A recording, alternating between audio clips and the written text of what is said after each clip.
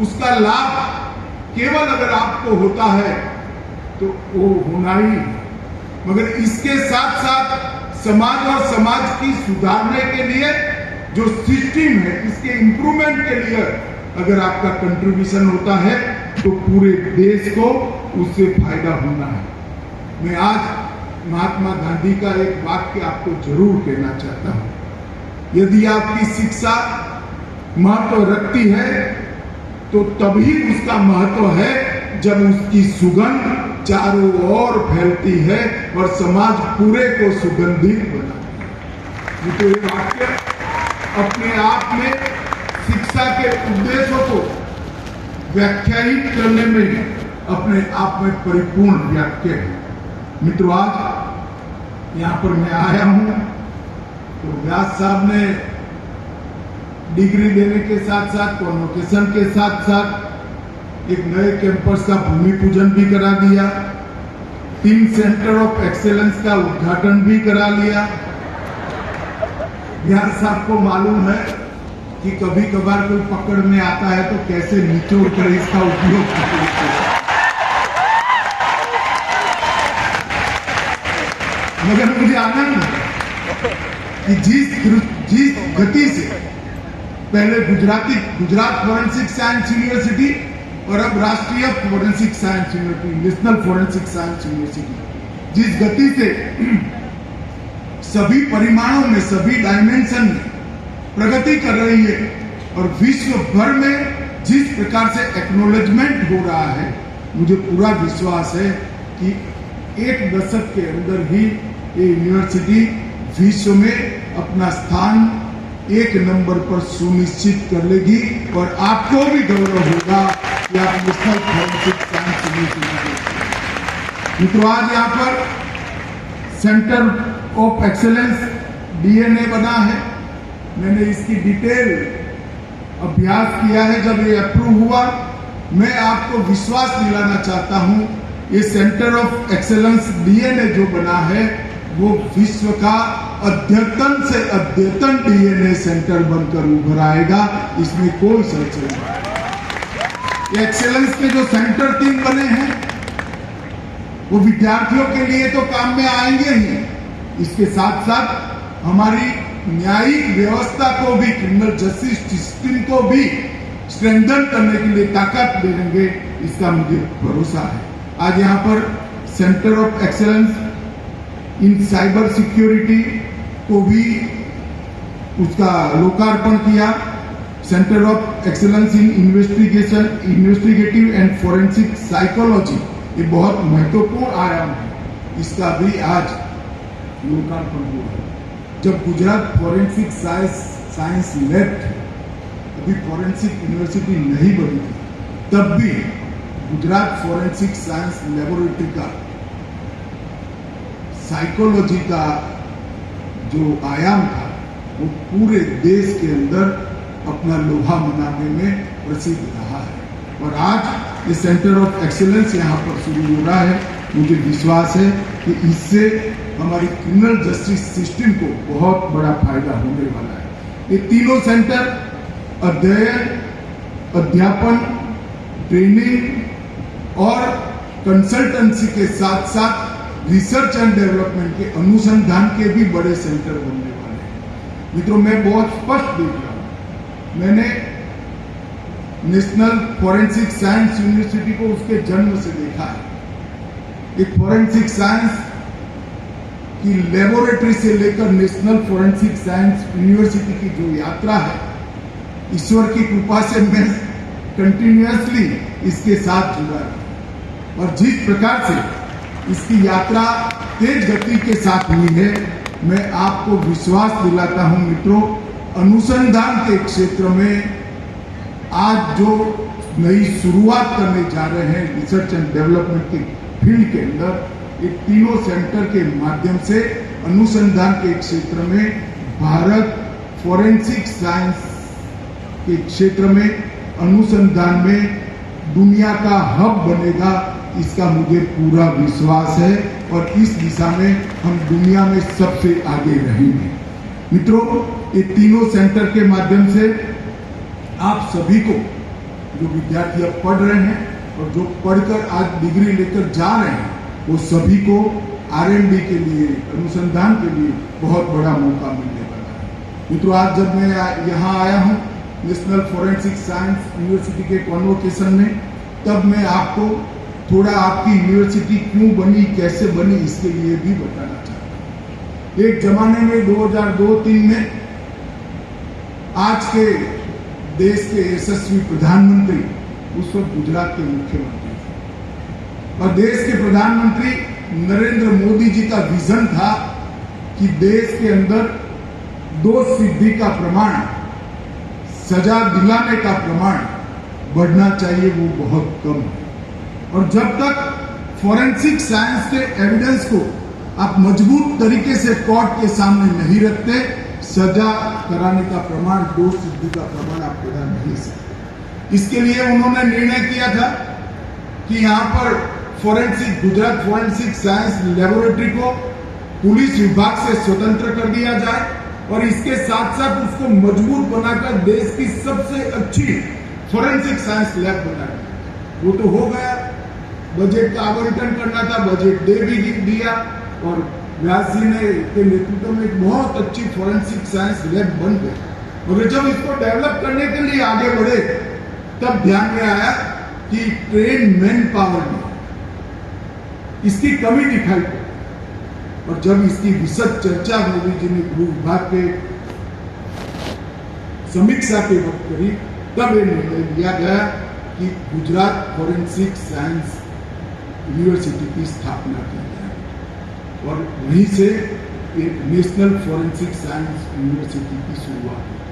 Gujarat forensic science university बनी तब भी विश्व में पहली यूनिवर्सिटी थी और जब नरेंद्र भाई देश के प्रधानमंत्री बने, तब एक योगानुयोगी है, उस वक्त यहाँ के वो मुख्यमंत्री थे, मैं यहाँ का गृह मंत्री था, आज वो देश के प्रधानमंत्री है, मैं देश का गृह मंत्री। फिर से एक बार उन्होंने कहा कि देश भर की क्रिमिनल जस्टिस सिस्टम को ताकत मिलनी चाहिए और वो ताकत तभी मिल सकती है जब फॉरेंसिक साइंस के क्षेत्र के अंदर हमारे पास जरूरी मात्रा में एक्सपर्ट्स उपलब्ध हैं। तो इसके लिए नेशनल फॉरेंसिक साइंस यूनिवर्सिटी का विचार आया और आज आप उसकी पहली बैच से ग्रेजुएट होकर जा रहे हो। मैं आपको बहुत बहुत बधाई देता हूं। मीडिया के मित्र जरा बैठ जाए, एक्सेप्ट करके प्लीज बैठ जाइए। अरे बैठ जाओ यार, मैं जिद्दी आदमी हूं।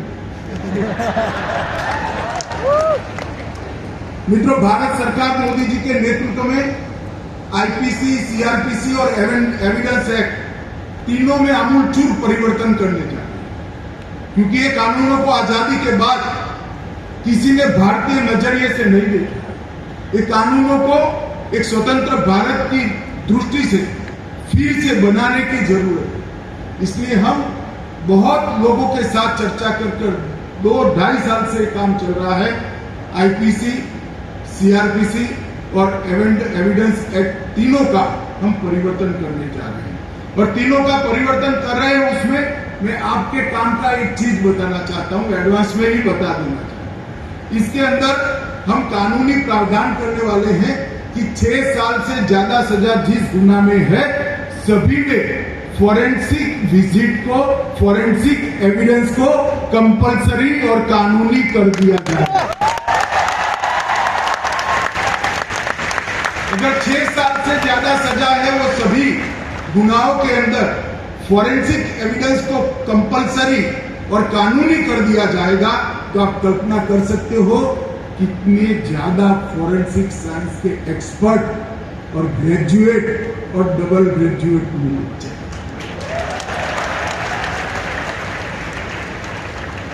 इसलिए मैं आपको कहता हूं, प्लेसमेंट के अलावा कोई रहने वाला नहीं है। ये बैच नहीं और 10 बैच सभी को प्लेसमेंट मिलने वाला है।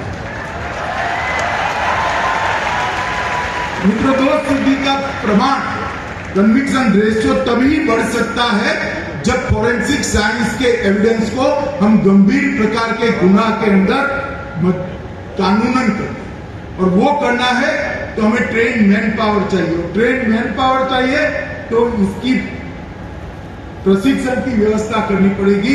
ये दूरदृष्टि के साथ नेशनल फॉरेंसिक साइंस यूनिवर्सिटी की स्थापना देश के प्रधानमंत्री नरेंद्र मोदी जी ने की है, और बहुत कम समय के अंदर नेशनल फॉरेंसिक साइंस यूनिवर्सिटी ने अब तक ढेर सारे राज्यों के अंदर इसके कैंपस खोल दिए हैं। गुजरात के अलावा भोपाल, गोवा, त्रिपुरा, मणिपुर और गुवाहाटी में खुल गए हैं। पुणे में भी चर्चा चल रही है, कर्नाटक में भी चर्चा चल रही है। और ये सभी कैंपस जब एक साथ काम करेंगे, पूरे देश को ट्रेन मैन पावर मिल जाएगी।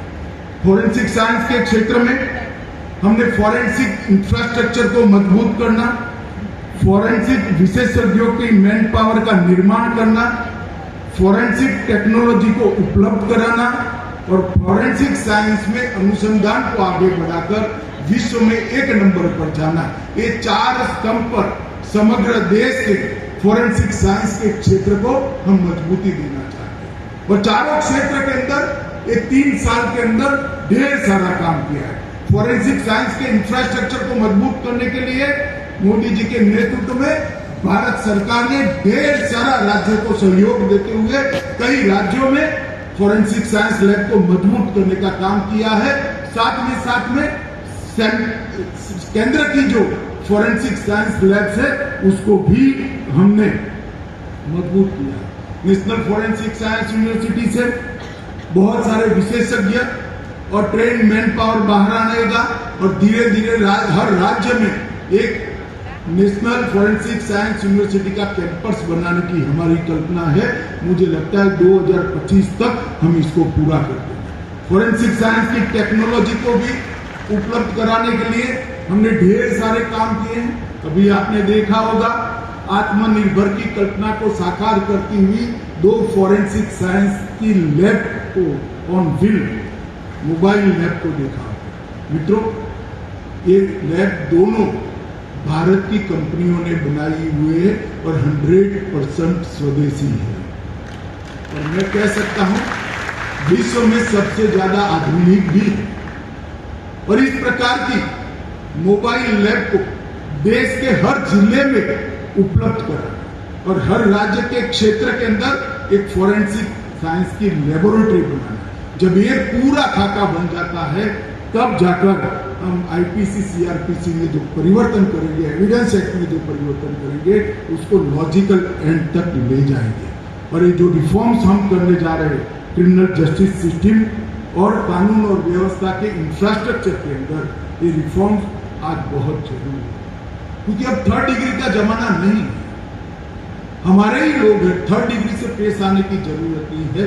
साइंटिफिक एविडेंस के आधार पर ही गुनहगार को सजा करने की बात पर बल देना पड़ेगा, और तभी जाकर हम सजा दोष सिद्धि का प्रमाण बढ़ा रहे हैं। मित्रों, आज हमने ये विधेयक जो पार्लियामेंट में रखा गया था नेशनल फॉरेंसिक साइंस यूनिवर्सिटी का, इसका मूर्त रूप देखकर मुझसे ज्यादा खुश और कोई नहीं हो सकता। मित्रों, बहुत बहुत आनंद है। और प्रधानमंत्री मोदी जी ने जो नई शिक्षा नीति की घोषणा की है, नई राष्ट्रीय शिक्षा नीति को, इसका एक प्रमुख बिंदु है कि देश की भविष्य की जरूरियातों को देखते हुए नए नए प्रकार के अभ्यासक्रम और यूनिवर्सिटी बनाते हुए देश के युवाओं को देश के विकास के अंदर जोड़ना। और नेशनल फॉरेंसिक साइंस यूनिवर्सिटी नई शिक्षा नीति की वो बात के न केवल घोषणा करती है, उसकी परिपूर्ति भी करती है। और नई शिक्षा नीति जो हमारी है वो युवाओं को भविष्य की आवश्यकताओं के आधार पर नॉलेज और स्किल दोनों को प्रदान करने के लिए बहुत बल देती है। इसकी भी आज यहाँ पर परिपूर्ति हो रही है। मित्रों, ये आपकी जिससे आप ग्रेजुएट होकर जा रहे हो, राष्ट्रीय फॉरेंसिक साइंस यूनिवर्सिटी को राष्ट्रीय महत्व के संस्थान का स्टेटस भी हमने इसीलिए दिया है कि इससे पूरे देश भर में इसकी एक प्रकार की स्वीकार्यता बने और देश भर में रीच बढ़ाने में भी कानूनी अड़चन किसी प्रकार से न आए। और आज सभी राज्यों में विशिष्ट केंद्र और छात्रों को शैक्षिक अवसर देने के लिए भी आज हम आगे बढ़ रहे हैं। मुझे पूरा विश्वास है कि आने वाले दिनों के अंदर हम इसको कहेंगे। मेरे लिए आनंद है कि 70 से अधिक देशों से और अनेक संगठनों ने हमारे नेशनल फोरेंसिक साइंस यूनिवर्सिटी के साथ 158 से अधिक समझौता ज्ञापन किया। 70 से अधिक देशों ने नेशनल फोरेंसिक साइंस यूनिवर्सिटी को एग्रीमेंट कर एक प्रकार से अपनी स्वीकृति प्रदान की है। ये हम सब के लिए गौरव का विषय है। नेशनल फोरेंसिक साइंस यूनिवर्सिटी न केवल विद्यार्थियों को फोरेंसिक साइंस के क्षेत्र में एक्सपर्ट बनाकर यहाँ से बाहर भेजेगी, इसके साथ साथ पूरी क्रिमिनल जस्टिस सिस्टम के अंदर जितने भी अंग उपांग हैं, चाहे पुलिस अफसर है, चाहे पब्लिक प्रोसिक्यूटर है, चाहे जुडिशियरी के लिए काम करने वाले हमारे मित्र हैं, ये सभी को ट्रेनिंग के कैप्सूल्स यहाँ बनाए गए हैं। इनकी ट्रेनिंग की भी व्यवस्था की गई है। आप तो एक एविडेंस क्रिएट करो, मगर वो एविडेंस का इवेल्युएशन जहां करना है वहां पर भी इनकी ट्रेनिंग के लिए नेशनल फोरेंसिक साइंस यूनिवर्सिटी करेगी। और लगभग अब तक 28,000 से ज्यादा क्रिमिनल जस्टिस सिस्टम से जुड़े हुए ऑफिसरों को यहाँ ट्रेनिंग देने का काम देश भर के 28,000 से ज्यादा पूरा हो गया है। इसका मुझे बहुत आनंद है। मित्रों, आज हम $5 ट्रिलियन की इकोनॉमी बनने की दिशा में आगे बढ़ रहे हैं। मोदी जी के नेतृत्व में भारत पूरे विश्व में मैन्युफैक्चरिंग हब बनने जा रहा है और उस वक्त अनेक प्रकार की अड़चनें हमारे सामने हैं। कहीं नारकोटिक्स का सामना हमें करना पड़ रहा है, कभी जाली नोटों का करना पड़ रहा है, कभी साइबर अटैक्स का करना पड़ रहा है। अनेक प्रकार के ऐसी अलग अलग प्रकार की दिक्कतें हमारे सामने खड़ी है, जिससे अगर निपटना है तो फोरेंसिक साइंस को और मजबूत बनाना पड़ेगा और आप लोगों का इसमें बहुत महत्वपूर्ण रोल होने वाला है। मित्रों, मैं आज इतना ही कहना चाहता हूं कि व्यास साहब को मैं आश्वस्त करने आया हूं कि 10 साल तक आपकी जितनी क्षमता है फोरेंसिक साइंस यूनिवर्सिटी की, वो विद्यार्थियों को बाहर भेजे। कोई प्लेसमेंट के अगर अलावे रहने वाला नहीं है, सभी को प्लेसमेंट मिलने वाला है, सभी को सम्मानजनक जॉब भी मिलने वाला है। इसमें तो बच्चों की तालियां सबसे ज्यादा होनी चाहिए। मित्रों, हमारा लक्ष्य, हमने एक लक्ष्य तय किया है कि क्रिमिनल जस्टिस सिस्टम को हम फोरेंसिक साइंस इन्वेस्टिगेशन के साथ इंटीग्रेट करेंगे। हमारा दोष सिद्धि के दर को विकसित देशों से भी ऊपर ले जाएंगे। 6 साल से ज्यादा सजा जिस गुनाहों में है, उसमें फोरेंसिक जांच को कानूनन हम अनिवार्य करेंगे। प्रत्येक जिले में फोरेंसिक मोबाइल जांच की फैसिलिटी को हम उपलब्ध कराएंगे और इन्वेस्टिगेशन की स्वतंत्रता और निष्पक्षता दोनों बनाए रखे जाए, इस प्रकार का कानूनी ढांचा भी हम खड़ा करेंगे। और ये सब जब हो जाएगा तब सभी उद्देश्य हमारे बढ़ाएंगे। गृह मंत्रालय ने फोरेंसिक साइंस के क्षेत्र में अनेक प्रकार के इनिशिएटिव लिए हैं। Directorate of forensic science service और नेशनल फोरेंसिक साइंस यूनिवर्सिटी मिलकर राष्ट्रीय न्यायालयिक विज्ञान अकादमी की शुरुआत की है। हमने CFSL जितनी भी है उसको स्ट्रेंथनिंग करने का काम किया है। DNA टेस्ट के लिए देश भर में व्यवस्था का एक जाला बना रहे हैं। भारतीय साइबर अपराध समन्वय केंद्र I4C की हमने स्थापना की है। नफीस देश भर का गुनेगारों के फिंगरप्रिंट का डेटा बैंक जो 2 करोड़ के आसपास फिंगरप्रिंट को रखता है, उसको भी हमने ऑनलाइन किया है। निर्भया कोष से हमने अनेक प्रकार के सुविधाएं यौन शोषण के मामलों में और महिलाओं के साथ अत्याचार के मामले में अनेक प्रकार की सुविधाएं खड़ी करने का काम किया है। पुणे की CFSL को मजबूत कर 100 करोड़ की लागत से एक बहुत बड़ी CFSL बना रहे हैं। गुवाहाटी में भी CFSL 50 करोड़ की लागत से अपग्रेड कर रहे हैं। भोपाल CSFL को भी 75 करोड़ की लागत से हम अपग्रेड कर रहे हैं और कलकत्ता की CSFL को भी इसका अपग्रेडेशन 88 करोड़ की लागत से कर रहे हैं। देश के हर क्षेत्र के अंदर CSFL को मजबूत करना, और जब आप यहाँ से ग्रेजुएट होकर जाओगे और फॉरेंसिक साइंस के क्षेत्र में क्रिमिनल जस्टिस सिस्टम को मजबूत कराने के लिए योगदान करोगे, तो मुझे पूरा विश्वास है हमारे देश के सम्माननीय प्रधानमंत्री नरेंद्र भाई ने जो लक्ष्य रखा है 2 सिद्धि का, वो लक्ष्य को हम जरूर सिद्ध कर पाएंगे। मैं 2 बातें अंतिम आज ग्रेजुएशन लेकर जाने वाले बच्चों को जरूर कहना चाहता हूँ। एक, आपकी करियर बहुत अच्छी हो, इसकी मैंने एडवांस में ही शुभकामनाएं दी थी।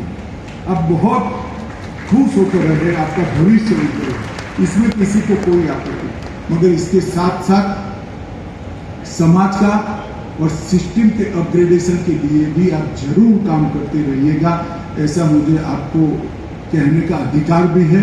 और आज तो मैं जरूर कहना चाहता हूं, अपने साथ साथ देश का भी काम करिएगा। संतोष वहीं से आपको मिलेगा, आनंद वहीं से आपको मिलेगा। संतोष और आनंद प्राप्त करना है तो दूसरों का काम करना, देश का काम करना आपकी मोस्ट प्रायोरिटी रहनी चाहिए, मुझे आशा है। और मुझे दूसरी बात करनी है, विशेषकर छात्र जो बैठे और युवाओं, अपनी भाषा को कभी मत भूलिए। पढ़ाई लिखाई किसी भी भाषा में भले करी हो, घर के अंदर अपनी मातृभाषा को बनाए रखिएगा। एक दिन में यही आपको बहुत देश को बहुत आगे बढ़ेगा। और हम टेक्निकल कोर्स के अंदर भी, मेडिकल और इंजीनियरिंग में भी मातृभाषा में पढ़ाई लिखाई को बढ़ावा दे रहे हैं। अपनी भाषाओं को बचा कर रखिएगा, घर में अपनी भाषा में ही बोलिएगा, अपनी भाषा में ही लिखिएगा, अपनी भाषा में ही पढ़िएगा। इतनी विनंती कर मेरी बात को समाप्त करता हूँ। फिर से एक बार ईश्वर के सामने आपके उज्जवल भविष्य के लिए अनंत शुभकामनाएं देता हूँ और ईश्वर प्रार्थना कर आप लोगों को शुभकामनाएं देता हूँ। वंदे मातरम, भारत माता की।